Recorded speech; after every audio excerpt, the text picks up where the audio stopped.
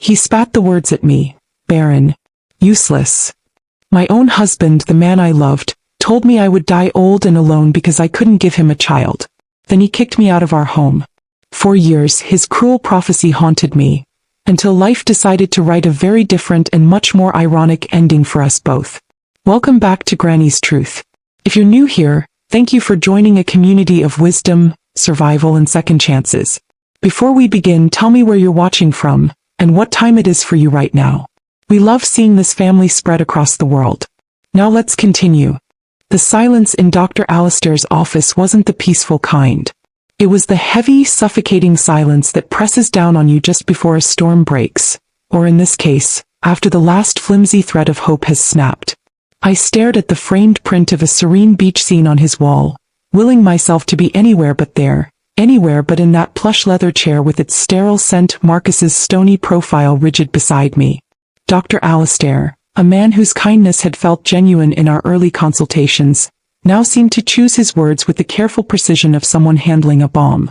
Imani, he began, his gaze softening with a pity I didn't want, his fingers tented on his broad mahogany desk. We've reviewed all the tests, looked at every angle. While medicine rarely deals in absolutes and the human body can sometimes surprise us, the results we have are conclusive. The likelihood of natural conception for you at this stage and with what we currently see is exceedingly low. He paused, letting the carefully chosen words hang in the air. I would say very, very improbable. Exceedingly low. Very, very improbable. The medical jargon, the gentle qualifiers like rarely deals in absolutes, and at this stage, barely registered. All I heard was the deafening slam of a door on a future I had cherished since I was a little girl playing house. A dream Marcus and I had whispered about in the warm, tangled comfort of our newlywed bed 8 years ago. We were going to have 3 children, he'd said then, his voice thick with laughter and love. 2 boys and a girl. Or maybe 2 girls and a boy. We weren't picky. We just wanted them, our children, reflections of the love we thought was invincible. But love, I was learning, wasn't invincible. It could be chipped away, eroded by monthly disappointments, by the invasive procedures that left me feeling more like a science experiment than a woman, by the hushed, pitying whispers of extended family, and most brutally by the slow, chilling transformation of the man sitting next to me. Marcus hadn't always been like this. The Marcus I married was vibrant, his laughter infectious, his touch gentle. But with each negative pregnancy test, with each fruitless cycle of hope and despair, a layer of that warmth had peeled away. His frustration had first manifested as a quiet withdrawal, then as sharp, impatient sighs when I cried, and eventually as a simmering resentment that seemed to find fault in everything I did. The shared dream had become my solitary burden, his disappointment my personal failing. So that's it then? Marcus's voice sliced through the sterile air of the doctor's office, devoid of any emotion I could recognize. It was flat, hard. Barren. That's the official word, is it? Despite your fancy talk about absolutes? Dr. Alistair flinched slightly at the crude term. Mr. Cole, that's a very harsh and inaccurate way to characterize it. As I said, the chances are exceedingly low, but the body can be unpredictable. We're talking about probabilities, not certainties carved in stone. There are other avenues, other possibilities to explore as a couple if you wish to build a family. No, Marcus cut him off, standing abruptly. His chair scraped against the polished floor, the sound unnaturally loud. There's nothing more to explore. He didn't look at me. He didn't offer a hand, a word of comfort, nothing. He just turned and walked out, leaving me to gather the shattered pieces of my hope and dignity under the doctor's sympathetic gaze. The doctor's gentle medical nuances about absolutes, or the body's unpredictability, were lost in the storm of Marcus's dismissal and my own crushing despair. To me in that moment, exceedingly low, felt like a life sentence. The drive home was a blur of unshed tears and a roaring silence from Marcus that was more terrifying than any argument. I tried once to reach for his hand on the gear shift. Marcus, please, I whispered, my voice hoarse. He said it's not absolute. We can talk about this. There are options. He snatched his hand away as if burned. Options? What options, Imani? Adopting someone else's kid? Living a half-life? That's not what I signed up for. He as good as said it's impossible for you. His words, cold and deliberate, struck me like a physical blow. A half-life. Was that what I was to him now? Half a woman? When we reached our home, the beautiful two-story house with the sprawling backyard I had naively imagined filled with the laughter of our children, he didn't help me out of the car. He strode ahead, unlocking the front door, and by the time I walked in, my legs trembling, he was already in the living room, his stance rigid, his face a mask of fury I'd never seen directed at me before, not with such naked contempt. "I want you out, Imani," he said, the words dropping like stones into a deep, dark well. My breath caught. "Out of..." "Marcus, what are you saying?" "Out of my house," he roared, his composure finally cracking, revealing the ugly, seething anger beneath. "This is my house. I paid for it. Every damn brick. And I won't have a barren woman living in it. A reminder of everything I can't have because of you." Barren. The word, his word, ricocheted around the room, around my skull. "Marcus, it's not a curse. The doctor himself said." He laughed then, a harsh, barking sound that held no humor, only malice. "The doctor said you're broken. Your body. You're the one who's defective. Useless." He stepped closer, his eyes glinting. "You think anyone will want you now? A woman who can't even do the one thing she's meant to do? You'll die old, Imani. Old and alone. No children to visit you, no one to carry on your name because you couldn't even manage that. You'll be a lonely, forgotten old woman. That's your future." Each word was a fresh lash, tearing through the already raw wound in my soul. Tears streamed down my face, hot and unrestrained, but he didn't soften. If anything, my pain seemed to fuel his cruelty. "Pack your things," he sneered. "Whatever you can carry. I want you gone by tonight. Don't expect anything from me. You're getting nothing. You are nothing." Numbly, I went upstairs to our bedroom, his bedroom now, I supposed. My hands shook so violently I could barely unhook hangers. What could I carry? My life with him, 8 years of it, couldn't be condensed into a suitcase. But then he wasn't letting me take the life, was he? Just the empty shell of the woman he'd broken. I packed a few clothes, toiletries, the small worn teddy bear my own mother had given me when I was little, a pathetic little comfort. My wedding album lay on the nightstand. I couldn't bring myself to touch it. He was waiting by the door when I came down, my single suitcase bumping against my legs, my mother's teddy bear peeking out of my handbag. His face was impassive, his eyes cold. He didn't offer to help. He just opened the door wider. "Goodbye, Imani," he said, his voice flat.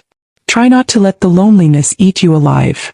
The door slammed shut behind me, the sound echoing the final, brutal severance of my marriage, my dreams, my very identity. I stood on the porch, the evening air cool against my tear-ravaged face, the small suitcase a pathetic symbol of my displacement. Where could I go? There was only one place. The taxi ride to my mother's house felt like an eternity. Each passing streetlight illuminated my tear-streaked face in the window's reflection, a ghost of the woman I used to be. Mama opened the door before I even knocked, her warm, familiar face etched with a worry that deepened into profound pain as she took in my suitcase, my swollen eyes, the teddy bear. She didn't say, "I told you so," though she'd had her reservations about Marcus's sharp edges from the start. She just opened her arms wide and I collapsed into them, the sobs I'd been trying to choke back finally erupting in a torrent of grief and humiliation. He kicked me out, Mama," I managed to gasp. He said I'm barren, that I'll die alone." "Oh, my sweet girl," she murmured, her hand stroking my hair, her own tears dampening my shoulder. "Hush now. You're home. You're not alone. You'll never be alone here." But as I lay in my childhood bed that night, the scent of lavender and old memories of fragile comfort, Marcus's vicious curse echoed in the darkness. Old and alone. Lonely, forgotten old woman. The doctor's hesitant words about absolutes were a distant, meaningless echo against the certainty of Marcus's cruelty and the gaping wound in my heart. In the raw desolation of that first night, I believed Marcus's prophecy with every broken piece of me. It was a crushing burden, and I had no idea how I would ever find the strength to bear it. The first few weeks at Mama's house were a blur of an unfamiliar yet deeply familiar grief. It wasn't the sharp, acute pain of losing a loved one to death, but the gnawing, hollow ache of being discarded, deemed unworthy. Mama was my rock, her quiet strength a constant presence. She didn't pry, didn't offer platitudes, just made me chamomile tea, ensured I ate something, and let me cry into her shoulder until my sobs subsided into ragged gasps. Her small two-bedroom house, the one I'd grown up in, felt like a sanctuary, yet every corner also reminded me of a life I once had, a future that had been stolen. The scent of her baking, once a profound comfort, now sometimes brought tears to my eyes, a reminder of the domestic bliss I'd tried so hard to create with Marcus. Sleep was a fitful escape, often punctured by vivid nightmares where Marcus's face, twisted in contempt, would loom over me, his voice echoing that terrible curse. Old and alone. Lonely, forgotten old woman. I'd wake up, heart pounding, the sheets damp with sweat, Mama's gentle hand already on my forehead, murmuring soothing words until the tremors passed. I felt like a child again, fragile and broken, and the shame of it was a heavy cloak. The divorce papers arrived via a curt courier a month later. Marcus, true to his word, had handled everything with cold efficiency. There was nothing to contest, he'd made sure of that. He kept the house, the car, the life we had built. I was left with my clothes, my broken heart, and his parting gift of a prophecy I couldn't shake. Signing those papers in the quiet of Mama's living room felt like endorsing his judgment of me. Monicole ne Adebayo. Barren. Discarded. My friends, bless them, rallied. Aisha would come over with takeout and terrible reality TV, her boisterous laughter a temporary balm. Sarah, more pragmatic, tried to get me out for walks, gently suggesting grief counseling. I appreciated their efforts, I truly did, but there were times their well-meaning advice felt like sandpaper on an open wound. How could they understand the specific humiliation of being branded barren by the man who had vowed to love you? How could they grasp the chilling fear that his curse might actually come true? Some days, the weight of it all made me want to pull the covers over my head and never emerge. Slowly, almost imperceptibly, the days began to have a little more shape. Mama encouraged me to apply for teaching positions. You always had a gift with children, Imani, she'd say, her voice soft but firm. Don't let that man take your passions too. The thought of being around children, of nurturing young minds, was both appealing and terrifying. Appealing because it was a part of me I'd almost forgotten. Terrifying because it was a constant reminder of what Marcus had said I could never have for myself. But Mama was right. I needed a purpose beyond my grief. After countless applications and a few nerve-wracking interviews where I felt my smile was a brittle facade, I landed a position as a third-grade teacher at Northwood Elementary. The school wasn't fancy, but the principal, Mrs. Davies, had kind eyes and a firm handshake that promised support. Walking into my own classroom for the first time with its colorful posters and rows of small desks, I felt a flicker of something I hadn't felt in a long time, a quiet sense of anticipation. My students, with their boundless energy, their unfiltered questions and their innocent affection, became my lifeline. Their small hands reaching for mine, their bright smiles when they finally understood a difficult concept, their unabashed hugs, these were tiny anchors in the turbulent sea of my emotions. I poured myself into teaching, into creating a warm, engaging space for them. It didn't erase the pain, but it gave me moments of genuine joy, a sense of usefulness that Marcus had tried so hard to extinguish. I was shaping young lives, making a difference. I wasn't useless. Years passed. 3, then 4. I was Ms. Adebayo, now a respected teacher. I had my own small apartment, a cozy haven I'd decorated with plants and books, a testament to my reclaimed independence. The sharp edges of my grief had softened, though the scars remained. Marcus's prophecy still echoed in my quieter moments. On lonely Saturday nights when the silence of my apartment felt too loud, or when I saw happy families in the park, a pang of longing would inevitably surface. But it was a dull ache now, not the searing agony it once was. I was surviving. I was even, at times, content. Then one crisp autumn afternoon, just as I was starting to believe I had finally put Marcus and his cruelty behind me, an envelope arrived. It was thick, creamy, and expensive-looking, addressed in elegant calligraphy. My stomach clenched even before I saw the return address. Mr. and Mrs. Alistair Henderson request the pleasure of your company at the marriage of their daughter, Chloe, and to Emma Marcus Damien Cole. Chloe Ann. A pretty, delicate name. I sank onto my sofa, the invitation trembling in my hand. He was getting married. Of course he was. He wouldn't have waited. He needed his legacy, his perfect family. The invitation wasn't just an announcement. It was a missile expertly aimed to wound. The wedding was to be held at the grandest hotel in the city, a lavish affair, no doubt. It was a deliberate flaunting of his new life, his new fertile bride, a calculated reminder of what he had and what I, in his eyes, would never attain. All the progress I thought I'd made, all the carefully constructed walls around my heart, crumbled in that moment. The humiliation, the anger, the profound sense of injustice, it all came rushing back fresh and raw. He wasn't just moving on, he was dancing on the grave of our marriage, ensuring I knew just how thoroughly I had been replaced, how little I had ever meant. I wanted to scream, to tear the invitation into 1,000 pieces. I wanted to call him and unleash all the bitterness I had suppressed for so long. But as I stared at the embossed lettering, at his name linked with another woman's, something else stirred within me, something unexpected. Beneath the fresh wave of pain, a tiny, hard ember of defiance began to glow. He thought he could break me with this, did he? He thought this grand display of his new happiness would be the final nail in the coffin of my self-worth? For years, his curse of a lonely, childless demise had haunted me.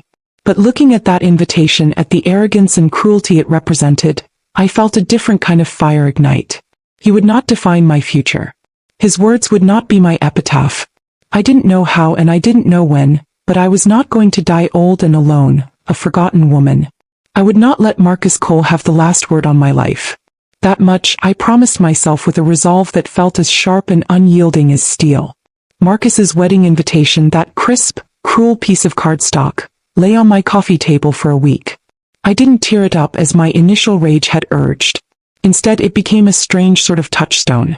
Each time I looked at it, the pain would flare, sharp and immediate, but then that ember of defiance I'd felt would burn a little brighter.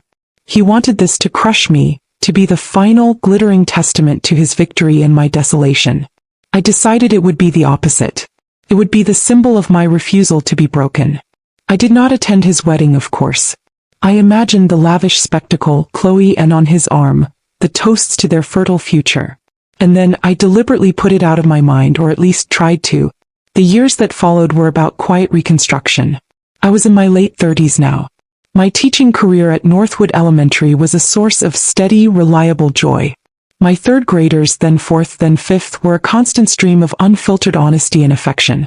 I was Ms. Adebayo, the teacher who made history come alive, the one who always had a listening ear. I built a life brick by brick, one that was mine alone.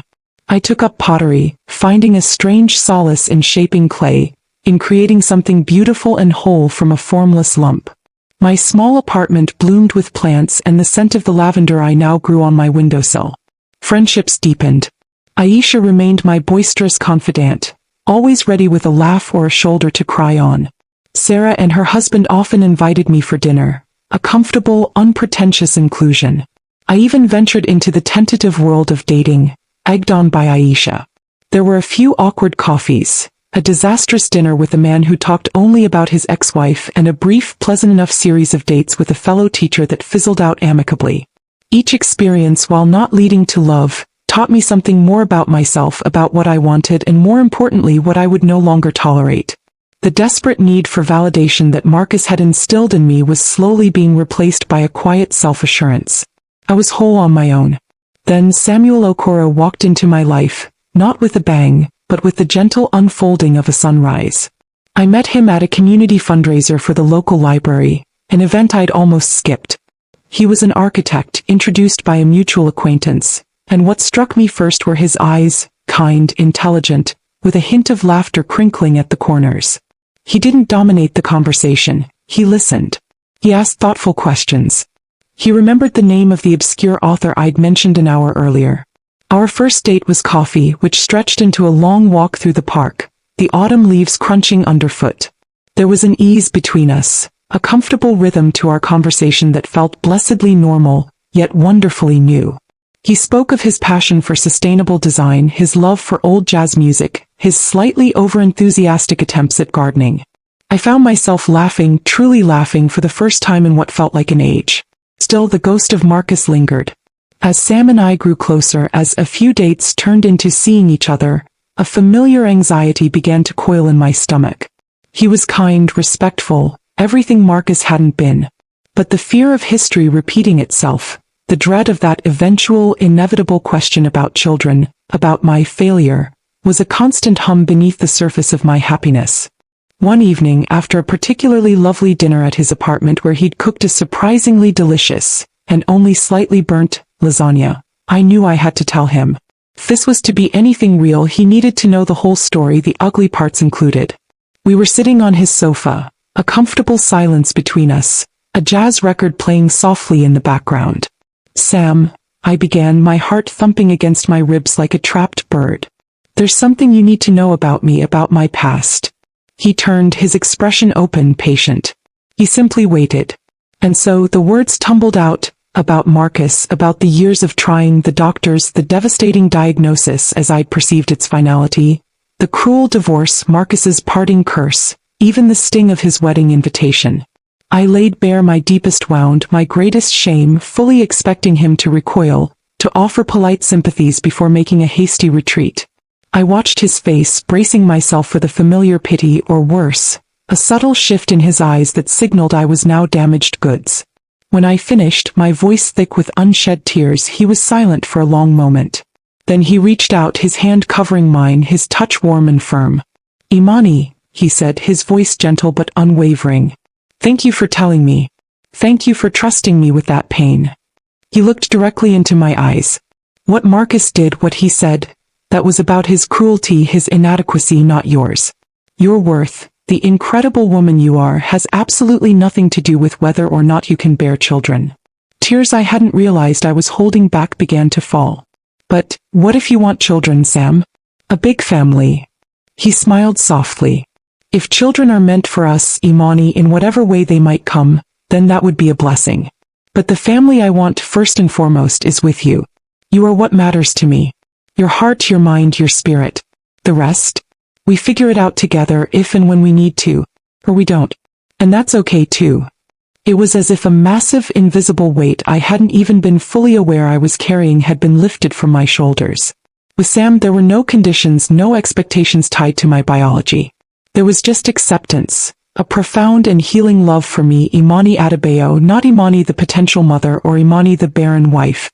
Our partnership blossomed, built on a foundation of this deep respect and open communication.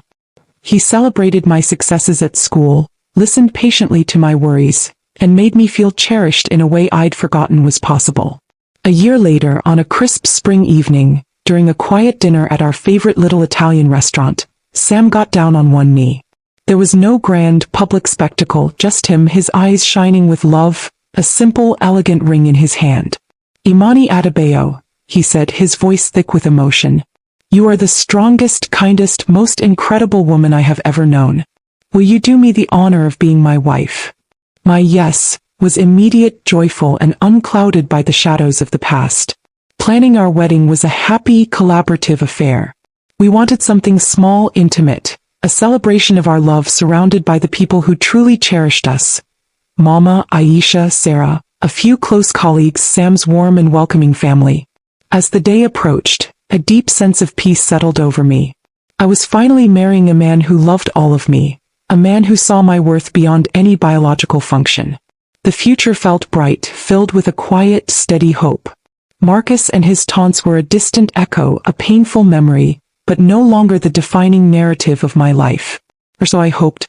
Our wedding day dawned bright and clear, the kind of luminous May morning that feels pregnant with promise. Mama fussed over my dress, a simple yet elegant ivory gown that made me feel beautiful in a way I hadn't in years. Aisha was a whirlwind of excited energy, her laughter echoing through Mama's small house as she helped with my hair and makeup. Looking in the mirror, I saw not a broken woman, but Imani Adebayo, soon to be Imani Okoro, a bride filled with a quiet, hopeful joy. The ceremony itself, held in a sun-dappled botanical garden, was everything I'd dreamed of, intimate, heartfelt, and utterly focused on the love Sam and I shared. When I looked into Sam's eyes as we exchanged our vows, his gaze warm and steady, I felt a profound sense of peace. His words, promising love, honor, and partnership, were not just words. They were a balm to old wounds, a foundation for a future I was eager to embrace. The reception was held at a charming nearby restaurant with a private garden patio. Soft music played, fairy lights twinkled as dusk began to settle, and the air was filled with the happy chatter of our closest friends and family. Mama was beaming, her eyes shining with unshed tears of happiness for me. Sam's parents had welcomed me with open arms, their warmth genuine and comforting. I watched Sam laugh with his brothers, his easy joy infectious, and my heart swelled. This was it. This was the happiness I had thought was lost to me forever. We were in the middle of heartfelt toasts. Aisha had just finished a hilariously embarrassing but deeply loving tribute, when a ripple of unease went through the small crowd near the patio entrance. A figure, silhouetted against the fading light, stepped forward and my blood ran cold. It couldn't be. But it was Marcus. He looked much the same, impeccably dressed, an arrogant smirk playing on his lips, but his eyes held a glint of something venomous. He hadn't been invited, of course. His presence here was a deliberate act of malice, a violation of this sacred day. A hush fell over our guests as he sauntered further onto the patio, his gaze locking onto me. Well, Imani, he drawled, his voice loud enough to carry, dripping with sarcasm. Quite the little gathering. I almost didn't recognize you. Happiness, or perhaps just sheer desperation, looks different on you. I felt frozen, my hand instinctively gripping Sam's arm. The joyous atmosphere of moments before curdled, replaced by a thick, suffocating tension. This was my nightmare, Marcus dragging his poison into the heart of my newfound joy. Marcus, Sam said, his voice low and steady, though I could feel the coiled strength in his arm beneath my fingers. He stepped slightly in front of me, a protective shield. You're not welcome here. I suggest you leave. Marcus let out a short, derisive laugh. Oh, I'm not welcome? Imani's, what is this? Her consolation prize wedding? I just came to offer my congratulations. And perhaps a little friendly advice to you, Sam, was it? He turned his sneer towards my husband. Make sure you know what you're getting into. This one, he gestured dismissively towards me, comes with a factory defect. Can't produce the goods, if you catch my drift. Couldn't give me a real family, so don't expect one yourself. You'll be settling for second-hand happiness, my friend, and an empty nursery. Each word was a poisoned dart, aimed to inflict maximum pain, to humiliate me in front of everyone I loved. I could feel the blood draining from my face, the old shame, the familiar sting of his accusations threatening to overwhelm me. I saw Mama's face, pale with fury, Aisha's hands clenched into fists. But before I could crumple, before the darkness could fully take hold, Sam acted. He didn't raise his voice, didn't resort to Marcus's level. Instead, he exuded an aura of unshakable calm and authority. That's enough, Sam stated, his voice like chilled steel. Your cruelty says far more about you than it ever could about my wife. He signaled discreetly to his two brothers and the restaurant manager, who were already moving forward. You will leave now or you will be removed. Marcus, perhaps realizing he had misjudged Sam's quiet strength for weakness, or perhaps just enjoying the disruption he'd caused, gave one last smirk. Just thought you should know what you signed up for, he said, backing away slightly as Sam's brothers flanked him. Enjoy your empty life. And then he was gone, escorted out, his hateful laughter a faint, fading echo. The silence he left behind was heavy, charged. I was trembling, tears stinging my eyes, the beautiful fabric of my wedding day feeling irrevocably torn. How could he be so relentlessly cruel? Then Sam's hands were on my shoulders, turning me to face him, his eyes filled with a fierce, protective love that drowned out Marcus's venom.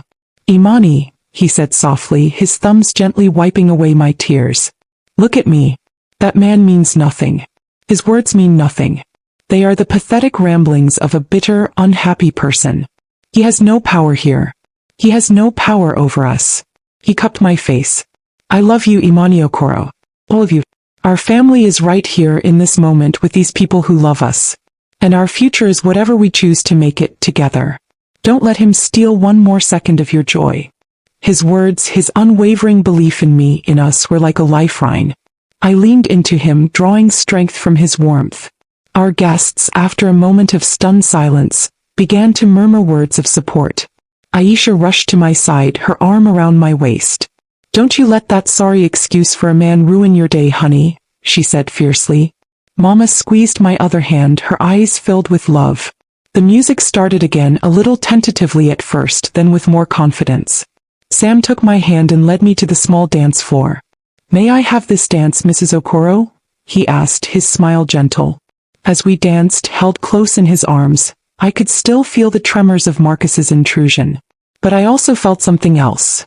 An incredible surge of love and gratitude for Sam. Marcus had tried to break us, to reassert his dominance and inflict pain.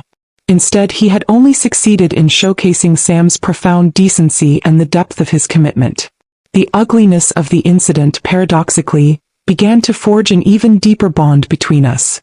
It was a harsh test on the very first day of our marriage, and Sam had met it with grace, strength, and unwavering love. Later that night, as we finally found quiet solitude, Sam held me close. "He won't define us, Imani," he whispered. "He won't touch the life we build." And I believed him.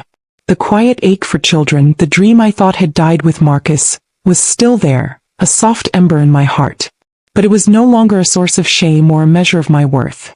My worth was reflected in the eyes of the good man who held me, a man who loved me for exactly who I was. Life with Sam was a sanctuary, a place of healing, and I knew with a certainty that settled deep in my bones, that together we were stronger than any shadow Marcus could ever cast. The years following our wedding settled into a rhythm of quiet joy and shared contentment.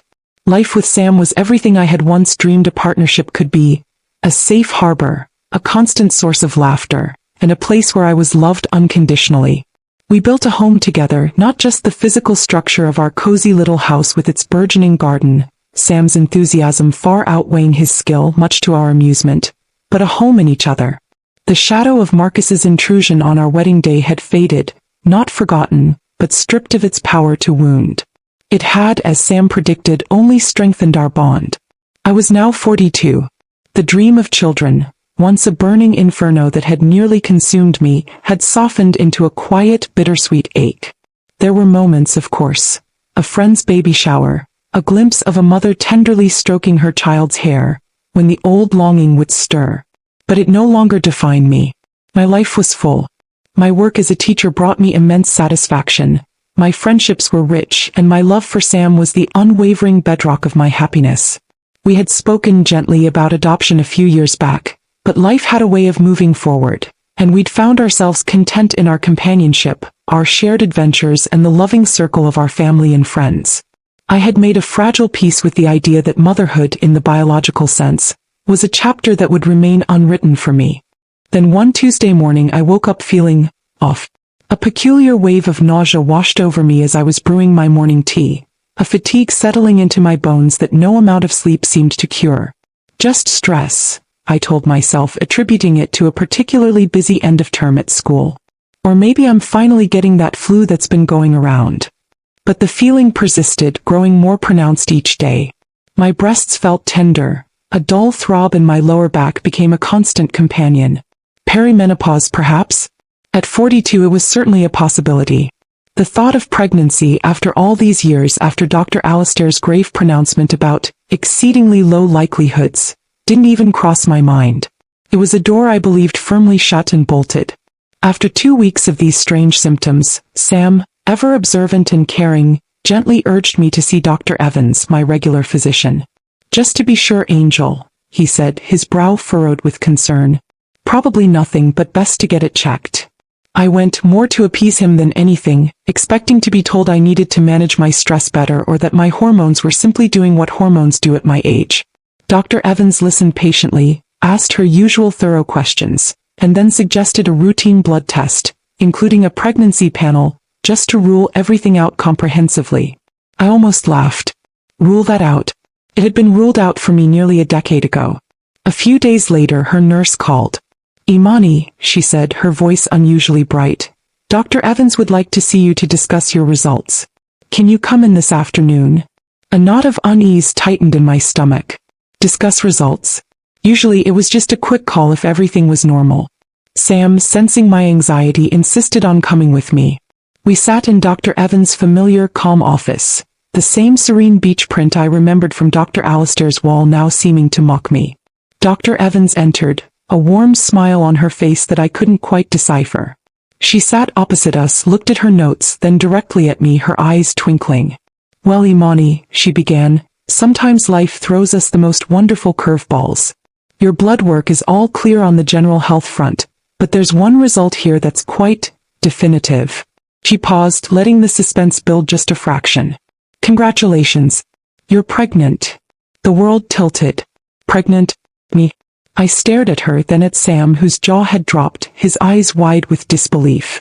A wild, incredulous laugh bubbled up from my chest. Pregnant? I managed to stammer. Dr. Evans, are you absolutely sure? There must be a mistake.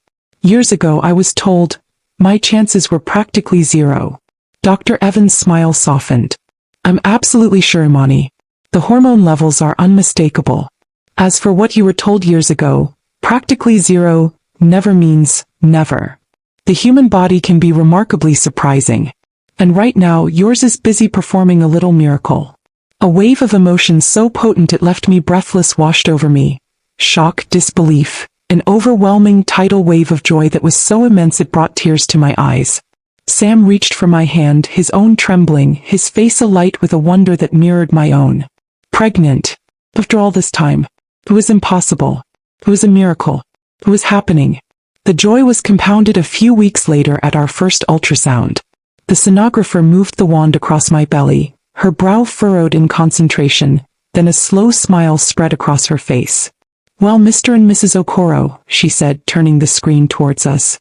It seems you're in for double the surprise. There are 2 heartbeats. You're having twins. Twins. If I thought my heart couldn't hold more joy, I was wrong. Sam squeezed my hand so tightly I thought my bones would crack, his eyes glistening. 2 babies. Our babies. It felt like every prayer I'd ever whispered, every tear I'd ever shed over my lost dream, was being answered, and then some. The next few months were a whirlwind of happy preparations, doctor's visits, and sharing our incredible news with our overjoyed family and friends. Mama wept and prayed and immediately started knitting.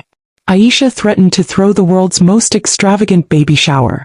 I was in my 2nd trimester, feeling radiant, my belly beginning to swell with the promise of my 2 little miracles. I decided to share our happiness on Facebook, posting a picture Sam had taken of me cradling my bump, my face glowing, a caption that simply read, "Sometimes miracles come in pairs." Feeling incredibly blessed and overjoyed to announce that Sam and I are expecting twins later this year. Our hearts and my belly are so full. The outpouring of love and congratulations was immediate and heartwarming. Friends, family, former students, everyone celebrated with us. And then, amidst the sea of well wishes, a comment appeared that made my blood run cold. It was from Marcus Cole. His words, sharp and public, leaped off the screen. "Still a liar, I see. Whose kids are you pretending are yours now, Imani? Some things never change." I gasped, my hand flying to my mouth. The joyous bubble I'd been living in burst, pricked by his familiar venom. He was calling me a liar, publicly shaming me, trying to taint this sacred, precious gift. How could he be so cruel, so relentlessly hateful? Even now, after all these years, after he had moved on and remarried, he still found a way to try and diminish me, to poison my happiness. The shock gave way to a surge of white-hot anger, an indignation so fierce it almost choked me. This time he had gone too far. Marcus's vile comment on my Facebook post hung in the digital air like a toxic cloud. My initial shock morphed into a cold, hard fury. How dare he? After all the pain he'd inflicted, after years of silence where I had painstakingly rebuilt my life, how dare he try to poison this pure, unadulterated joy?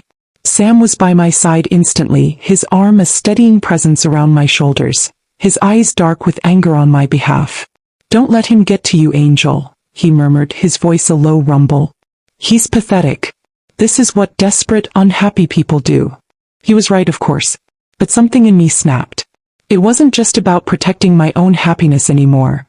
It was about the 2 tiny lives I carried, about the sanctity of the miracle we'd been given. For years I had absorbed his cruelty, internalized his judgment. No more. "I have to call him Sam," I said, my voice surprisingly calm, though a tempest raged within me. "I can't let this stand. Not this time." Sam searched my face, saw the resolve there, and nodded slowly. "All right, Imani. But you're not alone in this. I'm right here." My fingers trembled slightly as I dialed Marcus's number, a number I hadn't called in nearly a decade but had never quite forgotten, like a scar. He answered on the 3rd ring, his voice smooth, arrogant. Well, if it isn't Imani. To what do I owe this unexpected pleasure?" The old Imani would have faltered, intimidated by his condescending tone. But the Imani who was now a cherished wife and an expectant mother of twins found a strength she didn't know she possessed. "Marcus," I began, my voice clear and cutting, devoid of the tears he probably expected. "I saw your comment on my post. Your attempt to publicly humiliate me, to call me a liar about my own children, is beyond contemptible, even for you." He chuckled, a dry, humorless sound. "Just calling it like I see it, sweetheart. You couldn't give me a child, so forgive me if I find your sudden immaculate conception a bit far-fetched." Far-fetched. My anger flared hot and cleansing. "Let me tell you what's far-fetched, Marcus. It's a man so blinded by his own ego, so steeped in his own cruelty, that he'd rather believe his ex-wife is a liar than accept that life can hold joy and miracles for her after he discarded her." I took a deep breath. "You know, all those years you blamed me, all those times you called me barren, defective, useless, did it ever once cross your narrow, self-absorbed mind that maybe, just maybe, you were the problem?" There was a beat of silence on the other end, a silence so profound I could hear the frantic thumping of my own heart. Then a choked sound, something between a scoff and a gasp. That's ridiculous," he finally stammered, but the arrogance in his voice had cracked, replaced by a sliver of something I'd never heard from him before: uncertainty. "Is it, Marcus?" I pressed, my voice relentless. "You've been remarried for years now, haven't you? Still waiting on that perfect heir from your perfect new wife? Perhaps it's time you looked in the mirror for the defect, instead of trying to project your failings onto everyone else." I didn't wait for a response. I ended the call, my hand shaking but my spirit soaring with a sense of release so profound it was almost dizzying.